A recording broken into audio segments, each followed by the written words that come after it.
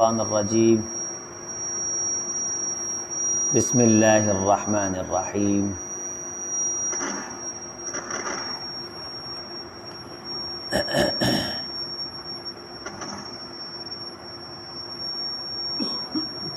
وَأَيُّوبَ إِذْ نَادَى رَبَّهُ أَنِّي مَسَّنِيَ الضُّرُّ وَأَنْتَ أَرْحَمُ الرَّاحِمِينَ فَاسْتَجَبْنَا لَهُ فَكَشَفْنَا مَا بِهِ مِنْ ضُرٍّ وَآتَيْنَاهُ أَهْلَهُ وَمِثْلَهُمْ مَعَهُمْ رَحْمَةً مِّنْ عِنْدِنَا وَذِكْرَىٰ لِلْعَابِدِينَ۔ سورۃ الانبیاء میں اللہ تعالی نے اپنے انبیاء کرام اور رسل ان کا تذکرہ فرمایا ہے، ان کے قصص واقعات نقل کیے ہیں، اور جو وہ ہدایت کا پیغام اپنی اقوام و ملل کی طرف لے کے آئے اس کو اللہ تعالیٰ نے بیان فرمایا ہے، اور ساتھ ساتھ انبیاء کے خصائص، ان کے معجزات، ان کی شان، اور خاص طور پہ جگہ جگہ اللہ تعالیٰ نے اپنی نصرت کے تذکرے کیے ہیں کہ یہ سب کچھ اللہ تعالیٰ کے کرنے سے، اس کے حکم سے، اس کے فیصلوں سے ہوتا تھا۔ تو نبی جو ہوتا ہے اس کا عزم اور اس کا حوصلہ وہ جس امت کی طرف بھیجا جاتا ہے اس امت سے کہیں زیادہ ہوتا ہے۔ حضرت رسول اللہ صلی اللہ علیہ وسلم بخار سے تھے تو بخار بہت شدید تھا، تو جب بخار کے بارے بات چلی تو حضرت نے فرمایا کہ بات یوں ہے کہ مجھے عام شخص سے زیادہ بخار ہوتا ہے، عام شخص سے زیادہ بخار ہوتا ہے، اور ایک نبی اس کے اندر اللہ تعالیٰ نے 30 لوگوں جتنی طاقت رکھی ہوتی ہے۔ یہ بہت ساری روایات میں ہے، بعض میں 50 کا بھی تذکرہ آتا ہے۔ تو اسی شدت سے پھر بخار بھی آتا تھا، آزمائش بھی آتی تھی، اسی شدت سے حوصلے جو ہیں اس کو برداشت بھی کرتے تھے۔ پوچھا گیا کہ اللہ کے رسول صلی اللہ علیہ وسلم دنیا میں سب سے زیادہ سخت آزمائش کس کی ہوتی ہے؟ فرمایا الانبیاء، سب سے زیادہ سخت آزمائش انبیاء کی ہوتی ہے، ثم الامثل فالامثل، پھر بتدریج یہ آزمائش درجے کے اعتبار سے نیچے آتی ہے۔ یبتلی الرجل علی حسب دینہ، آدمی کو اتنا ہی آزمایا جاتا ہے جتنا اس میں دین ہوتا ہے۔ وَإِن كَانَ فِي دِينِهِ رِقَّةٌ نُقِصَ فِي بَلَائِهِ وَإِن كَانَ فِي دِينِهِ صَلَابَةٌ زِيدَ فِي بَلَائِهِ، اگر کسی بندے میں دین زیادہ ہوتا ہے اس کی آزمائش بھی زیادہ ہوتی ہے، اور اگر کسی بندے میں دین کم ہوتا ہے تو اس کی آزمائش بھی کم ہوتی ہے۔ تو نبی سب سے پہلے اول المؤمنین ہوتا ہے اور اول المسلمین ہوتا ہے، تو سب سے زیادہ دین ایمان نبی میں ہوتا ہے، اور سب سے زیادہ سخت آزمائش بھی نبی پہ آتی ہے۔ یہ نہیں کہ اللہ تعالیٰ نے چن لیا تو اب ان کو تکلیفیں نہیں آتی، ان کو کوئی پریشانی نہیں آتی، ان کو تکالیف بھی آتی ہیں، پریشانیاں بھی آتی ہیں، ان کے جسم بھی دکھتے ہیں، ان کو زخم بھی لگتے ہیں، ان کا خون بھی بہتا ہے، ان کی اولاد ان کی آنکھوں کے سامنے فوت ہو جاتی ہے، ان کی آنکھیں آنسو بھی بہاتی ہیں۔ اسی طرح جس طرح عام شخص بھوکا رہ کے تکلیف اٹھاتا ہے، نبی بھی اسی طرح تکلیف اٹھاتا ہے۔ حضرت ایوب علیہ السلام کا صبر یہ معروف ہے، مشہور ہے۔ سب سے زیادہ سختیاں بنی اسرائیلی انبیاء میں ایسے نبی بھی ہیں کہ جن کو قتل کر دیا گیا، آروں سے چیرا گیا۔ بنی اسرائیل عام روٹین میں نبی کی توہین کرتے کرتے نبی قتل کر دیتے تھے، نبی کو مار دیتے تھے۔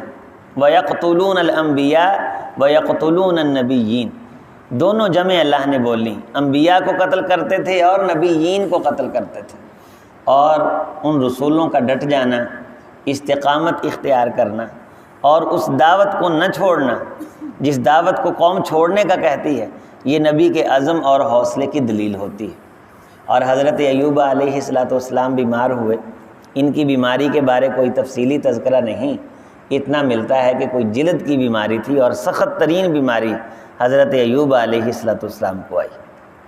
اتنی شدید بیماری آئی کہ سب چھوڑ گئے سوائے ایک باوفا بیوی کے.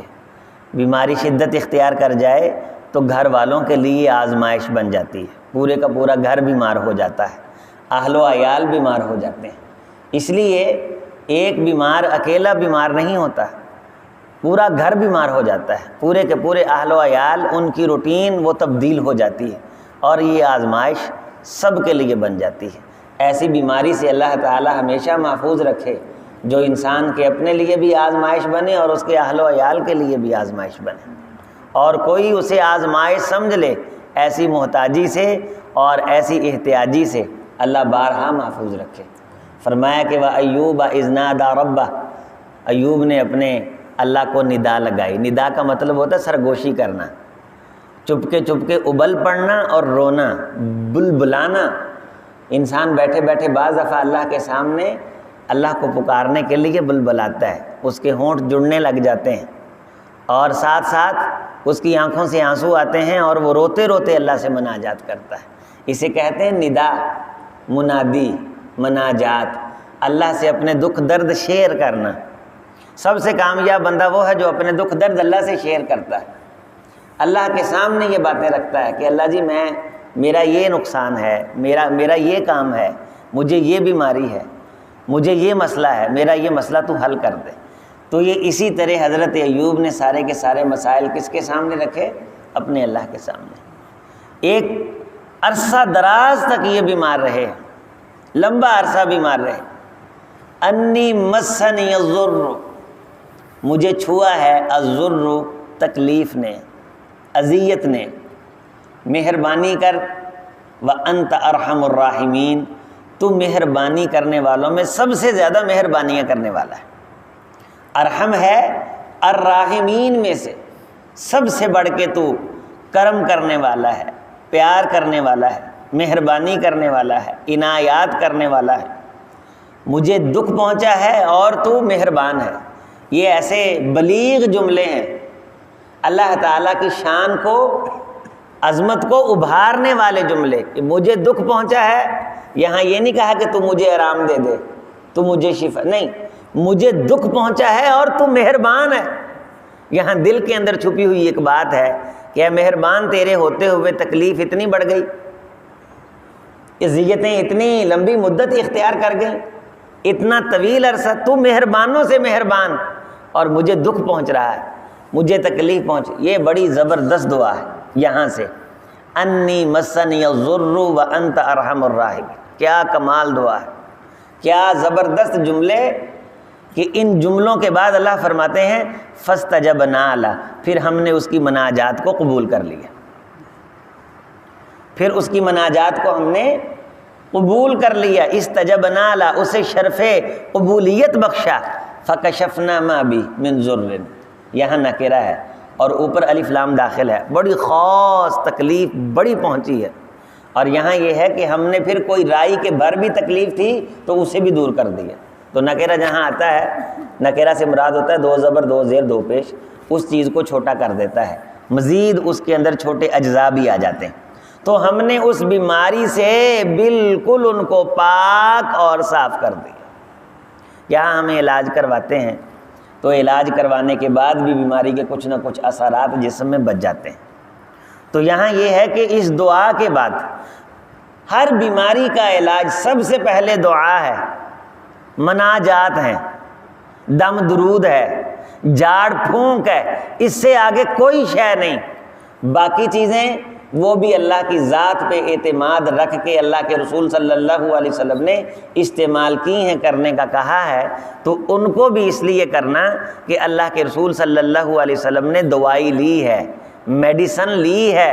آپ صلی اللہ علیہ وسلم نے دم کروایا بھی ہے، آپ نے علاج بھی کروایا. آپ صلی اللہ علیہ وسلم بطور علاج عجوہ کھجور کھایا کرتے تھے اور فرمایا کرتے تھے کہ بطور علاج ہے. آپ شہد بطور علاج کھایا کرتے تھے. آپ دودھ بطور علاج پیا کرتے تھے۔ اور سیرت کی کتابوں میں تو آتا ہے کہ جب حضرت آخر وقت بیمار ہوئے تو کئی کنووں سے پانی لا کر کے، اس میں 7 کنووں کا تذکرہ آتا ہے جو الرحیق المختوم میں لکھا ہے، اسی طرح سیرت ابن ہشام میں، کہ 7 کنووں کا پانی لا کے نبی صلی اللہ علیہ وسلم کے جسم پہ انڈیلا جاتا، اس سے آپ سکون محسوس فرماتے، اس سے آپ افاقہ محسوس فرماتے۔ اور آج بھی یہ طریقہ کار چلتا ہے کہ اگر بخار نہ اتر رہا ہو تو مختلف 7 جگہوں سے پانی لے کر کے، نبی صلی اللہ علیہ وسلم نے پانی اور نمک کے ساتھ علاج کیا ہے۔ جب بچھو نے ڈسا تو پانی اور نمک سے آپ نے علاج کیا، اسے بطور میڈیسن استعمال کیا ہے، بطور دوائی استعمال کیا ہے۔ رسول اللہ صلی اللہ علیہ وسلم کو جب زخم لگ گئے احد کے موقع پہ، تلوار کے خود اور وہ آپ کے سر کے اوپر جو خود تھا اس کی کڑیاں چبھ گئیں، تو اس زخم کو بھی میڈیسن اس وقت جو تھی چلتی استعمال ہوئی، وہ بوری جلائی جاتی تھی اور اس میں کچھ دوائیں ڈالی جاتی تھیں اور اس کے ساتھ پھر زخم کو کیا کیا جاتا تھا، بھر دیا جاتا تھا۔ تو یہ میڈیسن، یہ دعائیں ہم استعمال کرتے ہیں کہ یہ توکل کے خلاف نہیں ہے۔ نبی صلی اللہ علیہ وسلم نے اللہ کی ذات پہ اعتماد رکھ کے دوائی کا استعمال کرنے کی شریعت نے اجازت دی ہے، لیکن ساتھ یقین انسان کا یہی ہونا چاہیے کہ شفا اللہ تعالیٰ دیتا ہے، آرام اللہ تعالیٰ دیتا ہے۔ جب اللہ نہیں چاہتا تو یہ دوائیاں آرام نہیں دیتی، جب اللہ چاہتا ہے تو دوائیوں سے آرام آ جاتا ہے۔ تو سب سے پہلے یہ ہے کہ اللہ تعالیٰ سے دعا کی جائے، بندہ ہار دے اپنے آپ کو اللہ کے سامنے آ کے، گر جائے۔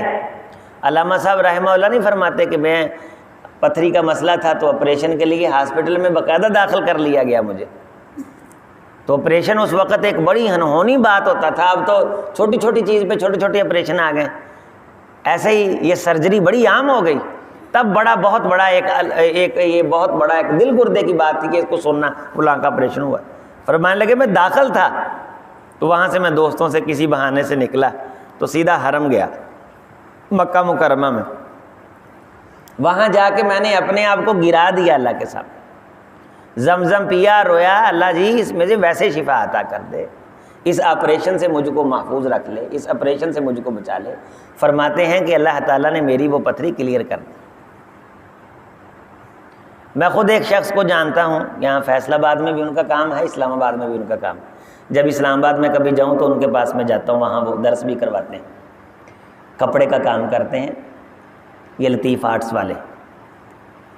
ان کے والد کے دل کی رپورٹ آئی بائی پاس، وہ رپورٹیں بھی اس وقت جب ہم گئے وہاں انہوں نے ڈسکس کی۔ انہوں نے کہا بھی بائی پاس کروائیں ورنہ بندہ بائی پاس ہو جائے۔ کسی نے مشورہ دیا کہ آپ پہلے اللہ اللہ کروا کے دیکھ لیں، اور رپورٹیں بھی انہوں نے اچھے ہاسپٹل سے کروائیں، بڑے بڑے معتبر ڈاکٹروں سے۔ انہوں نے اللہ اللہ کروائی۔ بعض بندے سمجھتے ہیں دل کے بائی پاس کے ساتھ اللہ اللہ کا کیا تعلق ہے؟ سب سے زیادہ اللہ اللہ کا تعلق دل کے ساتھ ہے۔ الا بذکر اللہ تطمئن القلوب۔ اللہ سے دعائیں مانگنا، اللہ اللہ کرنا، جھاڑ پھونک کرنا، دم کرنا، رقیہ شرعیہ، یہ سب سے زیادہ دل کو تقویت دیتے ہیں۔ وہ اللہ اللہ کا جو دم کا پیریڈ تھا وہ پورا ہوا تو دوبارہ رپورٹ کروائی تو اس رپورٹ میں وہ کلیئر آ گئے، بالکل کلیئر آ گئے۔ اب وہ ایک عامر ہے جو یہاں فیصل آباد میں ہوتا ہے، اس کا بھائی شاہد ہے جو اسلام آباد میں ہوتا ہے۔ وہ شاہد کہنے لگا ہم پہلی رپورٹ ڈاکٹر کے پاس لے گئے تو ہم نے بڑے ڈاکٹر کے پاس وہ رپورٹ رکھی، اس نے کہا بھائی اس کا بائی پاس نہیں آپ نے کروایا، بندہ مر جائے گا، تو وہ مارنا ہے، اتنی دیر ہو گئی آپ نے ڈھیل کر لی اور آپ نے جو جناب علی سستی اتنی کر لی۔ کہتا اس نے میری ٹھیک ٹھاک مجھے جھڑکا، میں نے وہ رپورٹ سائڈ پہ رکھی جو بعد میں آئی تھی وہ سامنے رکھ دی۔ میں نے کہا اب یہ رپورٹ آئی ہے سامنے، یہ رپورٹ کیا کہتی؟ اس نے کہا یہ رپورٹ تو کہتی بابا کلیئر ہے۔ اس نے کہا پھر کیا کریں؟ اس نے کہا پھر تیسری ایک رپورٹ کر لیتے ہیں۔ جب تیسری رپورٹ کی تو تیسری رپورٹ میں بھی وہ کلیئر تھے۔ تو یقین مثل خلیل آتش نشینی، یقین للہ مستی جاگزینی، سنہ تہذیب حاضر کے گرفتار غلامی سے بدتر ہے بے یقینی۔ جتنے یقین سے آپ علاج کریں گے اتنا جلدی آرام آئے گا، جتنا یقین سے آپ پھونک ماریں گے اتنا اس پھونک کے اندر پاور ہوگی، اتنا اس کے اندر اثر ہوگا۔ اللہ تعالیٰ اس کے ذریعے سے شفائیں دیتا ہے۔ بندہ خود اللہ سے مناجات کرے، اپیل کرے، درخواست کرے، یہ تو عام روٹین میں زبان پہ رہنی چاہیے۔ کوئی سر درد ہو، کوئی داڑھ درد ہو، کوئی کان درد ہو، کسی بچے کی پریشانی کی بات ہو، جسمانی تکلیف ہو یا کسی کی زبان سے تکلیف پہنچی ہو یا کوئی مسئلہ ہو تو فوراً زبان پہ یہ آئے انی مسنی الضر۔ اچھا شیخ الحدیث سفر باتیں میں الوی صاحب سے پوچھا کہ وہ کہتے ہیں ربی ساتھ لگا لیں، یہاں ہے ربا ہو، انہوں نے اپنے رب سے دعا کی تو وہ کہہ دیں ربی انی مسنی الضر وانت ارحم الراحمین، ربی انی مسنی الضر وانت مسنی الضر ہے، جب ہم پڑھتے ہیں تو عام افراد سمجھتے ہیں مسنی الضر کہا جا رہا ہے، مسنی الضر، ربی انی مسنی الضر وانت ارحم الراحمین۔ اس کی دعا کے نتیجے دیکھ لیں، فوراً قبول کیا، فکشفنا ما بہ من ضر، دکھ دور کیے اور دکھوں سے بالکل صاف کیا، وآتیناہ اہلہ، جو اہل و عیال چھوڑ کے چلے گئے تھے، پوتوں دوتوں میں نسل چلائی، ومثلہم معہم، انہی کی مثل پھر اللہ تعالیٰ نے رونقیں لگا دیں، رحمت من عندنا، اپنی طرف سے رحمتیں کر دیں، وذکریٰ للعابدین، آئندہ بھی اگر کوئی عبادت کرنے والا ہے تو اس کے لیے اس واقعے میں نصیحت ہے کہ وہ اس سے سبق حاصل کرے۔ کوئی اللہ کو پکارنے والا ہے تو وہ اس واقعے سے نصیحت حاصل کرے کہ اللہ تعالیٰ ایسی دعاؤں سے کس طرح کرم کرتے ہیں، کس طرح مہربان فرماتے ہیں۔ اللہ تعالیٰ ہم سب کے حالات پہ رحم فرمائے، بیماروں کو اللہ تعالیٰ شفا عطا فرمائے، دکھیوں کے دکھ دور فرمائے، ہم جو علاج کرتے ہیں اس علاج کے ذریعے سے اللہ شفائے کاملہ عاجلہ عطا فرمائے اور بیماری سے بالکل پاک صاف رکھے، جب تک رکھے اللہ محتاجی سے پاک رکھے، بس اپنے دربار کا محتاج رکھے، کسی اور کا اللہ محتاج نہ بنائے۔ سبحان ربک رب العزت عما